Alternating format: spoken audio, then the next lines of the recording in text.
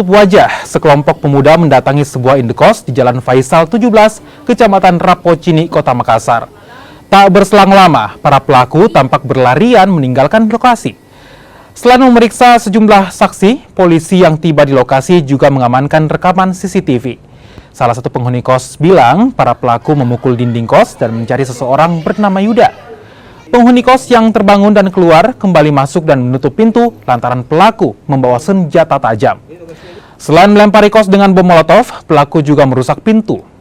Polisi masih menyelidiki aksi penyerangan ini. Subuh-subuh? Iya. Berapa orang datang?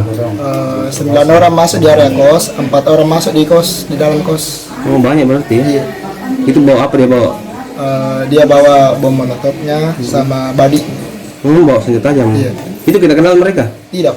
Oh, udah kita kenal? Iya. Terus dia masuk ke sini menyerang atau bagaimana? Awalnya Pak, dia ketok-ketok, ribut, pukul-pukul ini, dinding. Jadi saya kukira anak-anak Jadi saya mau keluar, pas saya keluar, dia bilang, mana Yuda? Terus dia tarik badinya.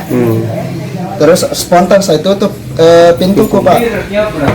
Korban penghuni kos sudah melapor di Polsek Rapocini, sementara dari tim Resmo Polsek Rapocini untuk mengajar dan mencari pelaku dalam waktu secepatnya.